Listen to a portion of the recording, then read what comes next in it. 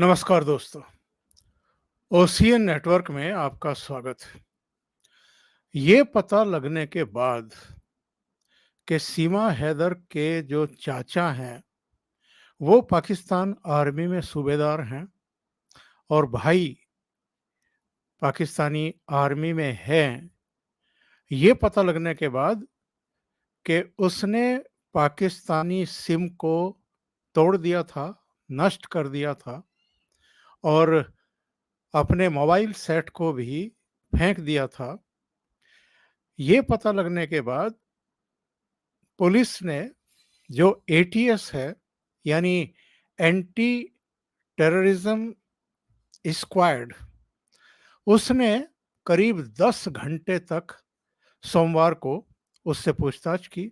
नोएडा पहुंच करके, रबूपुरा पहुंच करके सचिन से भी पूछताछ की और 10 घंटे की पूछताछ के बाद न केवल सीमा हैदर को हिरासत में लिया, बल्कि सचिन को भी अपनी हिरासत में ले लिया और उसके पिता नेत्रपाल को भी हिरासत में ले लिया है। पता ये चला है कि इन तीनों को दो अलग-अलग गाड़ियों में एटीएस की टीम दिल्ली लेकर के गई है और जो सूचनाएं मिली हैं पाकिस्तान से सीमा हैदर के बारे में, उसके रिश्तेदारों के बारे में, इसके अब तक के जीवन के बारे में, वो एक्चुअल में आईबी के हवाले से एटीएस को, उत्तर प्रदेश पुलिस को मिली थी। पिछले 2-3 दिन से एटीएस की टीम सादे कपड़ों में, जहां सचिन और सीमा सीमा के 4 बच्चों के साथ रह रहे थे, उस गली में मौजूद थे, तैनात थे। और जब से उसको बलूच जो अतिवादी हैं, आतंकवादी हैं, उनकी तरफ से धमकियां मिली थी, उसके बाद से इनकी सुरक्षा व्यवस्था भी बढ़ा दी गई थी। अब कई बिंदुओं पर एटीएस और संभवतः अब एटीएस की 10 घंटे की पूछताछ के बाद intelligence bureau, central intelligence bureau यानी आईबी, उससे आगे की पूछताछ करने वाले हैं।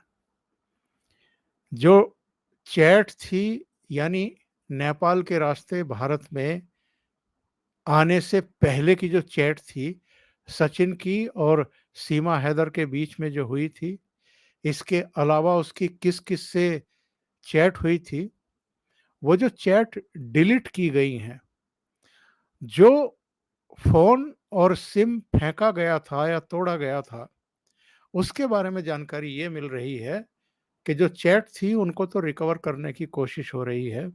और ये रिकवर कैसे हो रही हैं? बिल्कुल सही सोच रहे हैं आप। ये रिकवर इसलिए हो पा रही हैं कि वो जो फ़ोन सेट था जो फेंक दिया गया था, या जो सिम था उसको नष्ट करने की कोशिश हुई थी, बताते हैं कि वो बरामद हो गया है।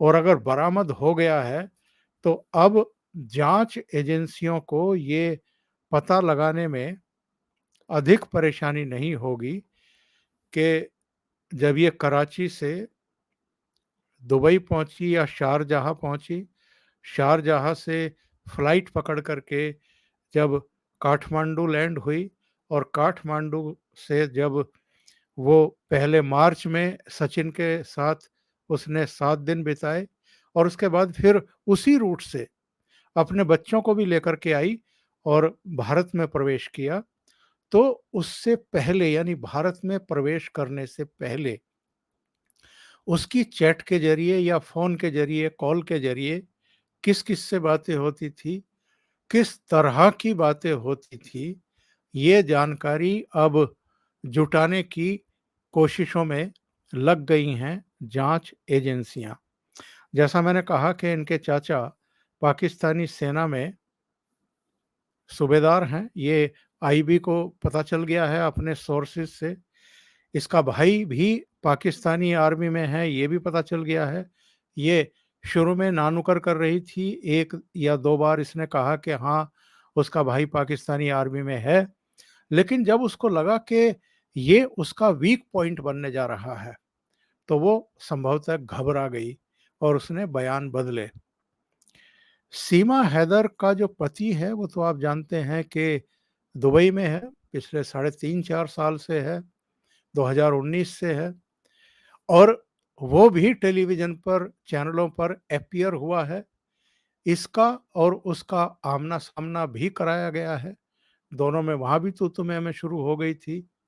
बहुत सारी चीज़ें हैं जो शक पैदा करती हैं, बहुत सारी चीज़ें हैं जो ये बयान करती है कि एक्चुअल में ये जो बता रही है कि गुलाम हैदर के साथ इसके तनाव भरे रिश्ते थे, या गुलाम हैदर 2019 में पाकिस्तान छोड़ कर के दुबई चला गया था कुछ नौकरी-चाकरी करने के लिए, और ये भी एक्सेप्ट करती है कि वो वहाँ से पैसे भी इसको भेजता था।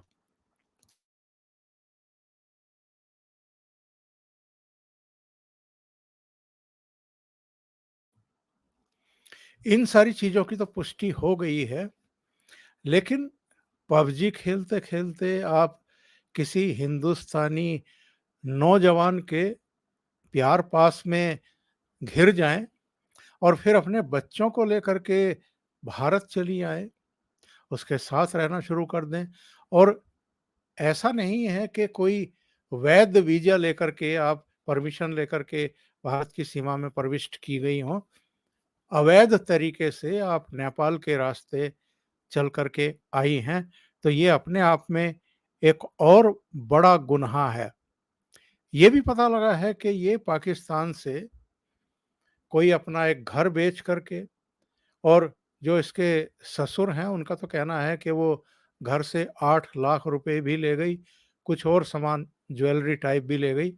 हालाँकि सीमा हैदर ने जो भारतीय न्यूज़ चैनलों से बातचीत की है, उसमें इससे इनकार किया है कि वो गुलाम हैदर के घर से कुछ भी लेकर के आई है। यानी पैसे भी लेकर के नहीं आई और चीज़ें भी लेकर के नहीं आई, वो सब वहीं छोड़ कर के आई हैं। और ये सवाल तो मीडिया में उठे हैं कि ये जो 2 बार फ्लाइट पकड़ कर के वो एक बार कराची से शारजाह गई या दुबई गई, वहाँ से फ्लाइट पकड़ कर के काठमांडू आई, काठमांडू से फ्लाइट पकड़ कर के फिर शारजाह गई, वहाँ से फिर कराची गई, फिर बच्चों को लेकर के शारजाह गई और शारजाह से फिर काठमांडू आई और काठमांडू से भारत आई। तो ये जो इतने बड़े खर्चे थे, और ज़ाहिर है जब ये मार्च में मिले थे दोनों, तो होटल में रहे, होटल के कमरे में रहे, वहाँ खाना-पीना भी हुआ होगा। तो इस पर जितना पैसा खर्च हुआ है, तो ये पैसा कहाँ से आया था? ये भी हमारी जो जाँच एजेंसियाँ हैं, वो इनसे उगलवाने की कोशिश कर रही हैं। पूरा मामला संदिग्ध है, ये एजेंसियाँ भी मान कर के चल रही हैं। बहुत एक बड़ा वर्ग है, जो ये मान कर के चल रहा है कि वो जो-जो बता रही है, मीडिया चैनल्स के साथ जिस तरीके से वो छाई रही पिछले 6-7 दिनों में, बल्कि इससे भी ज़्यादा दिनों तक, और इंटरव्यू पर इंटरव्यू बेहिचक, बिना संकोच के अंग्रेजी भाषा में भी के भी शब्दों का यूज़ करती है, हिंदी में भी बोलती है, उर्दू में भी बोलती है। इतनी फ्रैंक है कि कैमरों के सामने ज़रा-सा भी संकोच नहीं है। तो इससे एक्चुअल में उस पर शक और भी ज़्यादा बढ़ गया है, और ये शक के चलते ही एटीएस ने शिकंजा कसा है। नोएडा पुलिस ने जब ये पता लगा था कि एक पाकिस्तानी लेडी ग्रेटर नोएडा के रबूपुर गांव में रह रही है सचिन मीणा के साथ में, तो उसको हिरासत में लिया था, हिरासत में लेकर के अदालत में पेश किया था।